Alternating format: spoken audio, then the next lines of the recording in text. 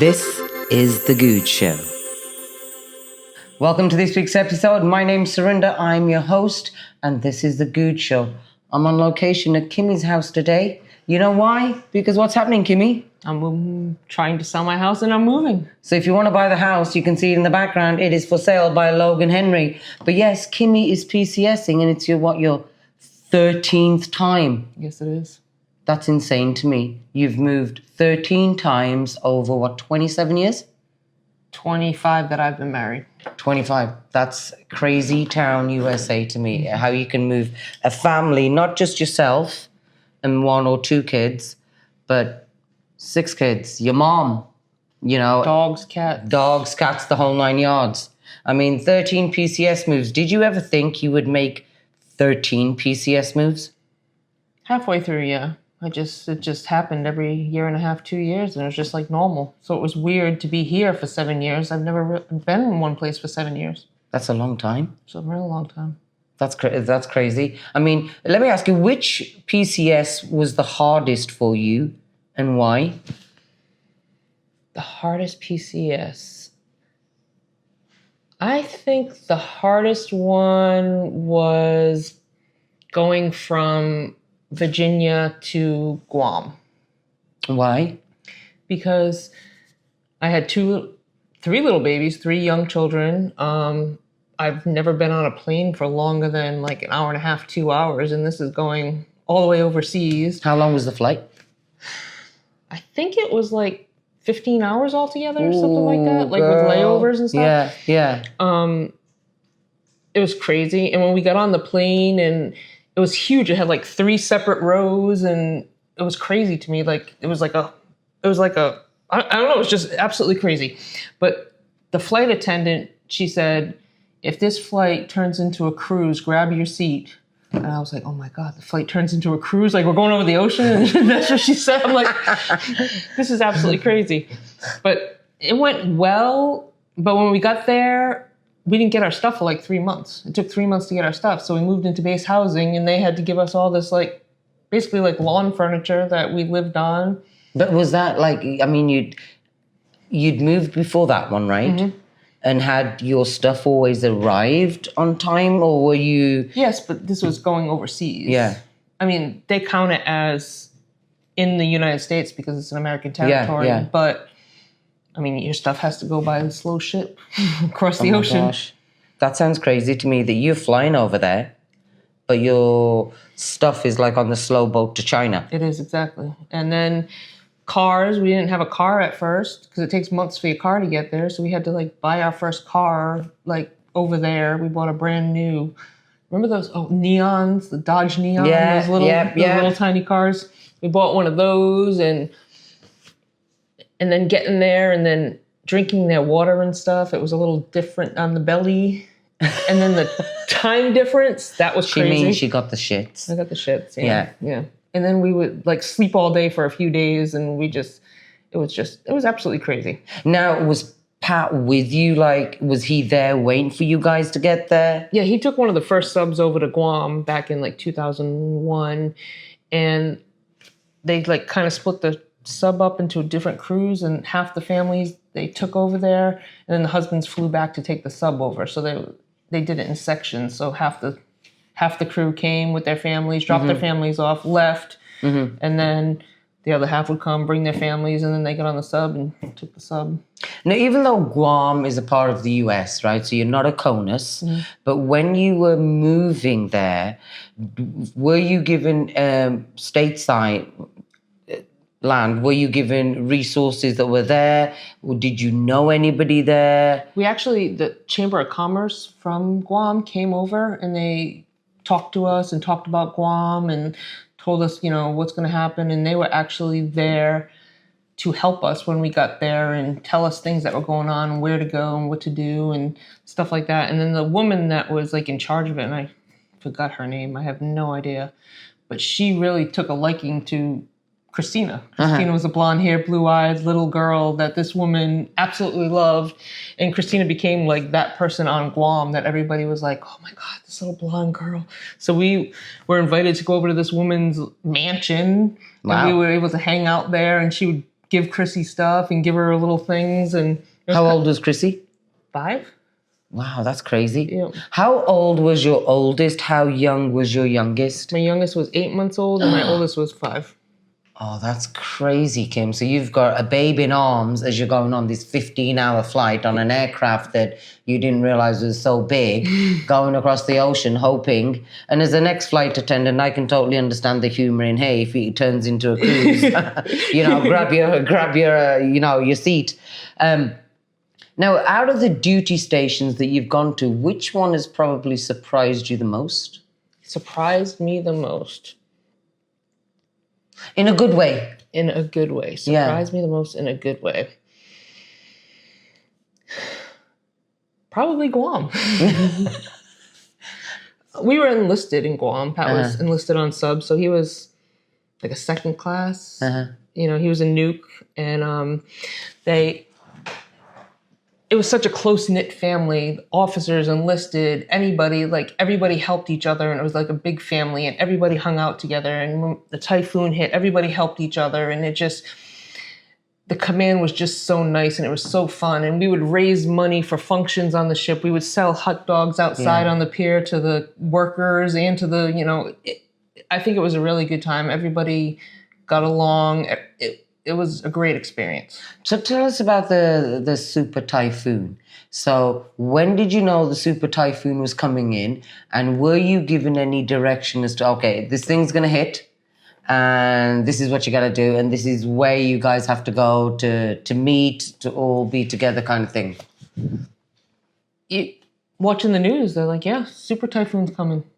Oh, wow. Okay. Fill up your toilets, your bathtubs, fill up anything you can with water. There's probably not going to be water for a while. I had a really cool neighbor. Her name was Linda Hall, and her husband were at the end of their Navy career, and I became really close to her. And she was a camper. So she had everything for camping when the power was gone. Oh, wow. So we were in this house that looked like a box, flat roofs, and it had like 2 sets of the French doors on each side in the living room to dining room. And they just said, keep windows cracked because of the suction and do this and do that. And it's probably going to last 24 hours and there'll be an eye and you can let your animals out during the eye of the storm. And Pat's in Hawaii on this sub and I'm there by myself. One of my friends did come over and stay with us. And she had a baby too, so she was there. So you both got babies. How old was your youngest at this point when the super typhoon hit? He just turned a year.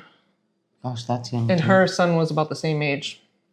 And then we're sitting there, and it starts and stuff. And I didn't crack the window yet, so the French doors were going. Oh no! I was like, oh, these doors are gonna crack. So we went up and cracked windows and stuff like that. And because all the homes out there are made of concrete, they're so porous that the rain coming in just went through the pores of the house. So rain was coming in the ceilings, through the walls, whatever. It was absolutely crazy. So we're trying to get water out of the house. It wasn't flooding. It wasn't like we were going to flood out. Yeah. But just seeing that water come in and then you've got electrical as well. So I guess you've got to be, you're wary of you got lights and stuff and water. We were mopping the ceilings, because it was just dripping in through the ceilings. It was absolutely crazy. What year was this? 2001. 2001. It was called Super Typhoon Pangsang-hwa. Pangsang-hwa. And it stood over the island for 24 hours. And then it just went away. Yeah.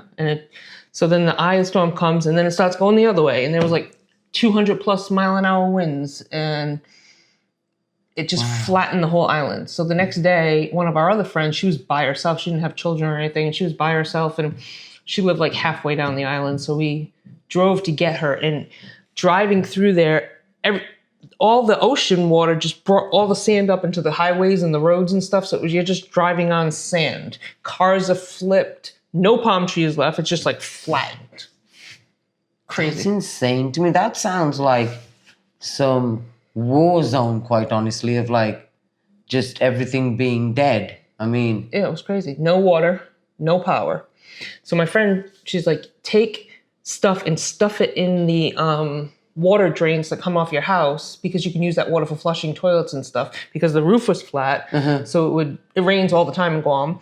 So we'd stuff something in there, and then when we needed water, we'd take it out, put a bucket under there, and use that water to like flush toilets and stuff. But the base and command and everybody brought gallons of water over every day, food.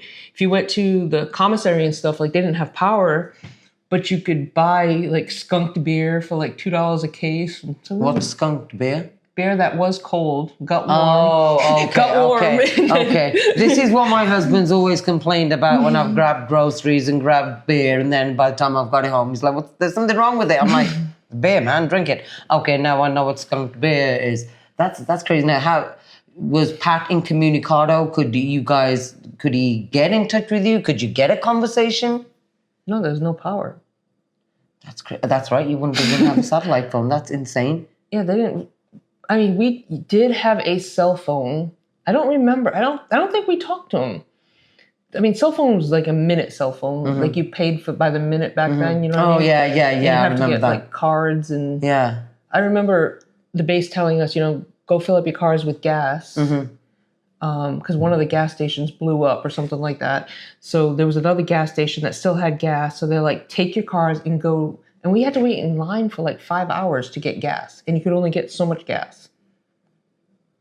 Oh my gosh, that is insane to me. Yep. And then, but my neighbor Linda Hall, she had the coffee percolator. She had this, that. She had everything. And then a few days, like 3 days later, they started bringing the CBs in to start clearing the land and doing stuff. And good old CBs, man. Good old CBs. Yep, they came in and they lived in the vacant houses that were like in our hood. And Linda and I just cooked for them every day and like made them food. And they're like, you will have air conditioning in a few days.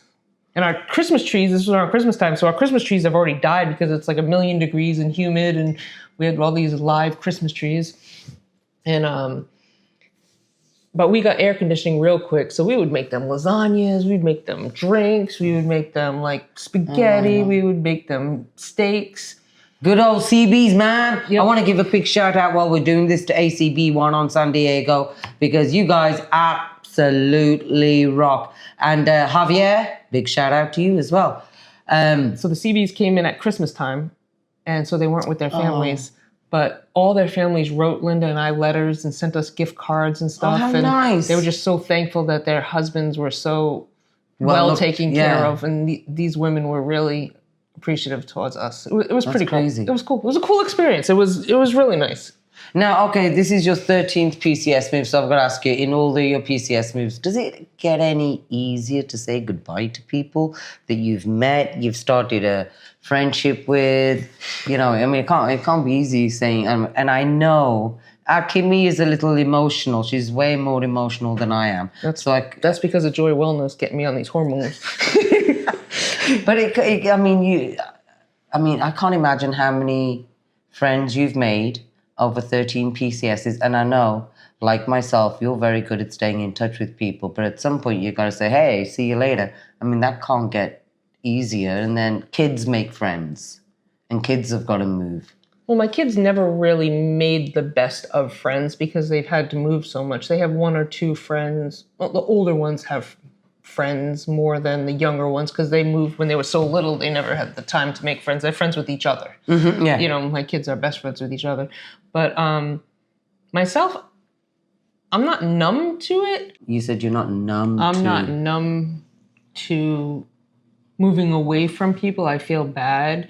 I feel sad when I leave and stuff, but I've done it so much, and I know I keep in contact with these people, and I still visit with people, and people still always visit me, and no matter where people are, we still talk, and like with you. Yeah, I guess so. I mean, I'm leaving, but I'm going to see you. I'm going to come out here. You're going to come out there. I still have total communication with you. And I hate the thought that you're leaving, Kimmy. I really do. Because it kind of sucks. See who's going to move the camera when Kimmy leaves, huh? But no, I do. I hate the fact that, I mean, you're right around the corner from where I live. So it's so convenient to come over here and talk to you. And I guess it'll just be a bit of a time difference. And and you just won't physically be here. But yeah, you're right. I mean, I've always said I got friends in every state that I can go visit, and But it just sucks for you because all your friends just leave you and you never move. I know, she is right. All my good friends left like within a year. Their husbands retired, and then everybody left, and I thought, what the heck? But yeah, I mean, yes. I have friends, like when I make friends with civilian people, you know, a few of them have said to me, I'm never making friends with a military person again because they just leave. Yes, they do. They do. You They know, don't understand it. They don't. But again, you know, coming back to what we do with our podcast, and you know how corporate employment, talking about unemployment quickly, you know, companies don't hire military spouses because they think, well, you're going to be leaving. But again, in this day and age, there's nothing that you can't do there that you haven't been doing for me here, apart from move the camera and pick my nose. She does that too. Yeah, she does pick my nose. Advice. Let me quickly ask you advice, because you're a seasoned spouse. Mm-hmm. So advice for spouses that maybe it's their first PCS move. How quickly would you suggest that a spouse gets involved in her community when she's got to point B? Before you even get there. Start figuring out where the gyms are, where the schools are, you know, reach out to groups and talk to people. Reach out to people like Serinda, who knows everybody, and become friends with her.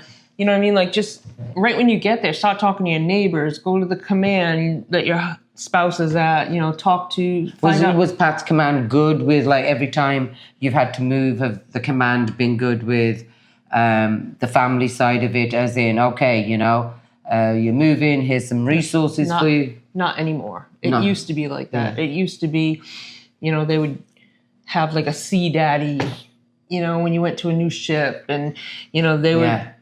You know, they would... It's been a long time since I've heard that phrase, sea daddy. Yeah. Yeah, yeah. And that was, I think that was more enlisted with the sea daddy thing. And... Go enlisted. Yeah. It was very tight-knit and loving, and, like, they really did help you. But nowadays, it's not like that. Like, I had to go out and be like, hey, my name's Kim. You know, I have 6 kids. I hate kids. You know what I mean? Like, that's when people really love me, because I love my kids very much, but I hate kids. But so when you now, I mean, I think it's different now because it's this is a choice. Yeah. I have a choice to move, and I don't have to move, and I'm going back to a place that my kids kind of call home, and that's where they are, and I'm making the choice to go be with my kids and my grandkids. Yeah.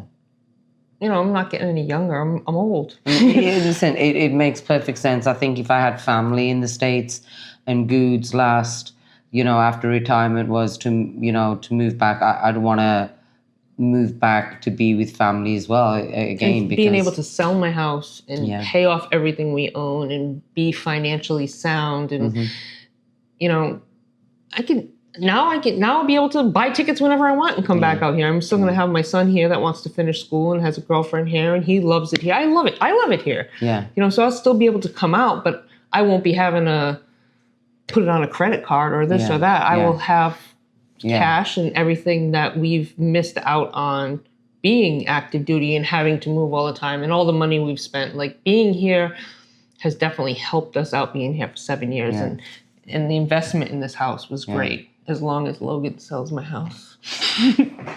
Now, what would you say are one of the big PCS myths? Like, I mean, I initially thought to myself when I first got married into the military, one of my girlfriends was moving, and I thought, you're covered for everything. Military moves you. There are no out-of-pocket costs. And then it came to my attention, well, that's not the case. No, you have... Within the States, you have to move your own cars, your own pets, your own this, your own that. And we're talking about PCS myths and how rarely you've been out of pocket moving again. I used to think that everything was included in the PCS, but to your point, it isn't. No. You know, so what happens though? What if you haven't got the money to move your shit? I mean, it's not that crazy amount out of pocket. You can actually make money moving also. Yeah. I mean, you can do a Diddy move and they pay you by the pound. What's a Diddy move? Like, you do it yourself. Okay. So you pack it up yourself. You take the stuff yourself. You get a U-Haul. Say I'm moving from here to another house, and I'm staying here like for retirement or whatever, and we still have one last move, and we decide we're just going to do it ourselves because it's a couple streets over. The military will give you the money to move, and you doing it yourself, you'd actually bank some bucks. Oh, wow. Yeah. That's a good thing to know as well. I mean, if you don't have a ton of stuff, you don't have to have them come pack it up and move it. Yeah. You can just do it yourself. Now, these PCS moves, you've said that your kids, obviously, they are best friends with each other. Mm-hmm. Have the moves affected them in any negative way? Let me ask you that. I don't think that. I mean, right now, this move might impact Joey a little bit in a negative way. It's never really been a negative way. Like with PJ, with his girlfriend, we allowed them to go back and forth from Virginia to here, and they're getting married next month, But with Joey, he's kind of been here since the 6th grade through high school and now playing college football, and now he's injured, and we're taking him away from that. So we'll see how that impacts him once he's healthy again, getting back into sports. But I don't think it's going to really be negative. It's just going to be different for him. He's gonna find out a new way. Our son is a sports trainer, and our son's going to train him when he's there. And we have a lot of connections to schools and things out there. And he's going to have to work to get a spot on a team. They don't have the junior colleges like they do here. Like here, it's great. You have junior colleges for every sport. You can go out of high school and get bigger, faster, stronger. There, they don't really have that. So he's going to have to walk on a team and try to find a place or get film or go to camps and like get seen. So it's going to be a little harder for him being here. He would, have to recover this year, play another year, and he would probably get recruited out to a D1, D2 school, We'll see how that works out. We feel kind of bad about doing that to Joey, but we've done that to all the other kids so many times. I'm like, this is my turn, and I'm done. Yeah. What about the PCS moves, moving so many times, and your marriage? Has it affected your relationship? I don't think it hasn't affected our relationship. Because like when we go somewhere, all our crap's in boxes, and Pat's not like, I need this to be clean and put away. Like he could live amongst the boxes for months. He takes them and used to make them into forts for the kids and get mad at me when I threw them away because the kids' forts were messed up. Like I really didn't have an impact. It's more me being a bitch because like I want to get this done now. I want to get a house. I want to do this. I want to do that. And he just kind of like, just calm down, Kim. This is the military. Hurry up and wait, and that's what happens. True. Yeah. I find that the only consistent thing with the military is change. So I mean, my husband said the same thing to me, before. He said like, hey, it is what it is. It is the way that it is, and there's nothing we can do to change it. No, so you just have to wait and don't be anxious and take it as it comes. What about every time you've gone to a duty station? Has there ever been a situation where you've liked it, Pat hasn't, or maybe Pat's liked it and you haven't? Maine. Did you like it? Pat didn't like it? Pat really liked it. He liked the cold and the outdoor and the snow and it was kind of crazy. Like, I don't like the freezing cold, but that was the only thing that we didn't like. I mean, we had a 5-bedroom house that we bought there. It was only 1,600 square feet. 5 bedrooms. 5 bedrooms, 1,600 square feet? Yep, and it was 1.5 bathrooms. And we all lived there. Golly. We had 5 of our kids living there. But it was a really old house, but built in the 1960s, and we just ripped everything out of it. It had nice hardwoods. We repainted it, and we lived with 1 shower with like 7 people for a year and a half. Okay, rapid fire questions for you, Kim. Yes. Best duty station? Guam, okay. Most underrated duty station? Charleston, South Carolina. Well, it's actually what is it? It's not. It's north. It's not. It's North Charleston. What is it? We lived in Somerville, South Carolina, so I guess it was Charleston, South Carolina. Okay. Worst weather? Maine. Best food? California. Yep. Best military housing. Best military housing that I've lived in? Yeah, you didn't live much in military housing though, did No. you? I lived in military housing in New York State. I lived in military housing in South Carolina and in Guam. I would say South Carolina. Okay, South Carolina. Beach assignment or inland assignment? Beach. Well, I think that goes without saying, really. One item you've never PCS'd without. My children? Yes, don't PCS without your kids, okay? Okay, now quickly go through the steps of what's going to happen in this PCS. Like, Pat is now retired. He's not retired. Well, yeah, okay, he's off the ship. He's off the ship.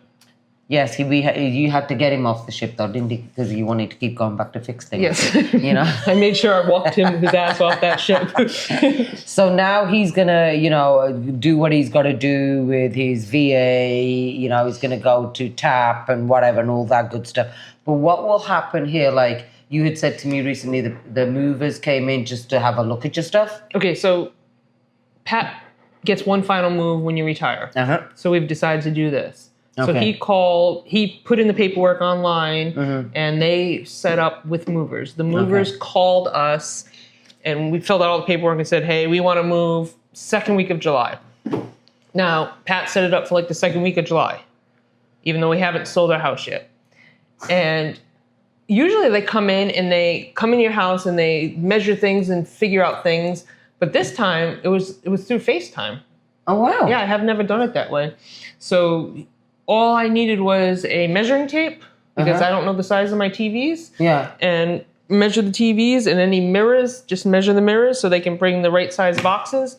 He did that. He said it looks good. He said that now the military doesn't take apart workout equipment for some reason. So that's a new thing. They don't pay for. What, you rack and everything? Yeah, so we have to take it apart ourselves. Okay. They'll move it, but we have to take it apart. So I don't know why that has come about, but that's changed. So right now we're set up to be moved one of the first weeks of July, but Pat can call and change it. So, if we don't sell the house or whatever, he just did whatever date was first possible. So he right now is getting it so that he can finish all his stuff that he's doing now in Virginia instead of doing it here. So he's going to go TAD to Virginia. And retired out of that? And retire out of Virginia. That makes a lot of sense. Yeah. So he right now is just sitting at a command. Like today was his first day off the ship that he went back to work. But he just went out to Miramar, talked to the VA people there. He went to medical, talked to them. He went and started all these medical appointments, set up his dental appointment, set up this. He has to go back today at 2 to pick up all his dental records. So he's just in that process of getting all his stuff together. And he already signed up for his TAPS class, which is only a 3-day thing here in August. But he's trying to move that to Virginia. If not, and we are in Virginia, then he'll just fly out back here and take the 3 days TAP class. But I'm sure he'll be able to do it. It's just the point of him getting all this done right now. So it's just basically on him. I don't know if once we go to Virginia, because he's TAD, I don't know if we're going to lose California, like housing allowance and all that stuff. I don't know how that works yet. I guess we'll figure that out because you get paid a lot less for housing because we're still going to be paid by the military till December 1st. Yeah. But we talked to somebody that we're really close to. Her name is Jamie. She works for the VA out of Montana, Minnesota, somewhere. And she talked to us for about an hour yesterday and explained the whole process to us, like in layman's terms. And she's been doing it for 3 years and really told us a lot of stuff of what Pat should be doing now to get his VA stuff started. There's a lot you can do. I think it's 120 days before you retire. You can get it all set up. You can get everything done. And then you can get your first check the day after you retire. Yeah. Now, Goode did it like that. He got all of his, and quite honestly, as a CMC, you would expect him to know because he's passing some information down the line. But I know that when my guy retired, there wasn't, because he was ahead of the curve, like Pat, it wasn't last minute thing, that he got all his paperwork in order, and if there were any discrepancies, he could deal with them. The important thing my husband always mentioned about medical was, make sure your medical record is up to date. It is your responsibility to make sure all of that information is in, because if it's not in, nobody's going to say, hey, you missed it, you had a cock on E. Don't forget that. So you got to make sure your medical is in. But you're right, Pat is ahead of the curve, making sure that his VA is processed. So it's kind of like a smooth transition. And then another thing is, I don't know exactly what it's called or how it works, you might know, but when Pat retires, he's doing something where they take a little bit of his money out every month of his retirement, so that if he passes away, I get his retirement. Yes. I'm like, that's awesome. It's I can't remember the name of it, but yes, I do understand what you mean, because me and Goode had that conversation as well. He'll get a little bit less money, Yeah. but if something, God forbid, happens to him, then I will get his retirement check. And that's important, spouses, because again, some of us we can't get our full-time career back while our service member is operating. So if you don't have a 401k because you haven't worked with a company, whatever, then it's important to know that. Last question for you, Kim. After 13 PCS moves, what has military life taught you about yourself that you would never have learned otherwise? Something about myself that I have never Did you know you were as strong as what you are? I think that's what it has taught me, that I can get through anything. Yeah. I mean, if you've been through a super typhoon, you've moved with 6 kids, you haven't had your guy at home with you, then these kind of things are the things that you learn, as you're going through the military, And as we are recording at Kim's house today, Joey's just come in through the door. Hey, Joey, what's up? Come say hi. Do you want to say hello on the podcast? He's like, no. I mean, you're going to come tell us, what typical teenage kid. Kim, I am really, really sorry. Give a little hello. Say hello, Joey. See, he looks normal. I mean, 12 PCS moves, he looks normal.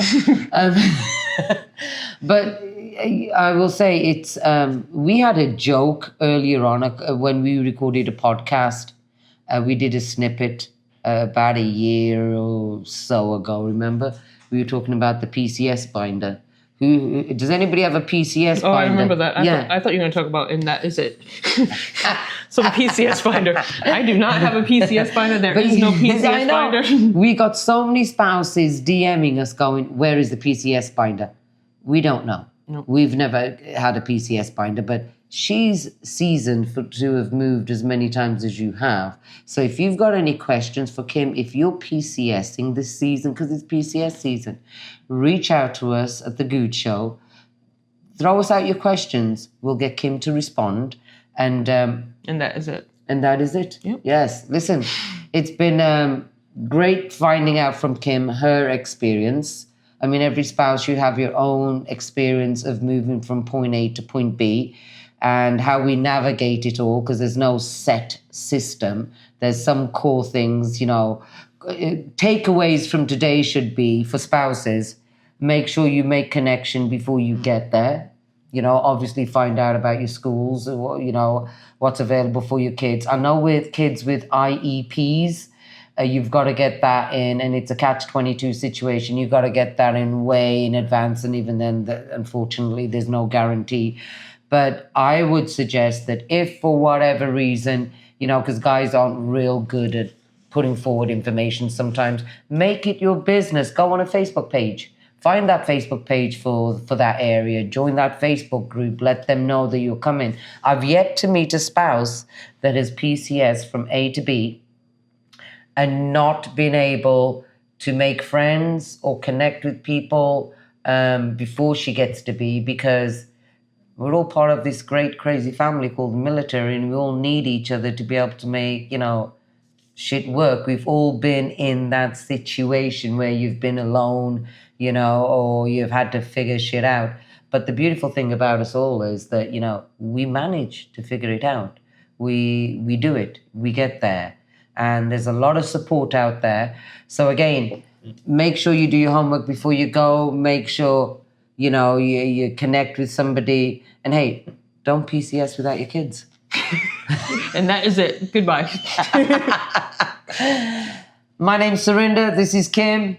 Cheers to you all PCSing this season. Good luck. You got any questions, reach out to us. And Kim will get back to you. Bye.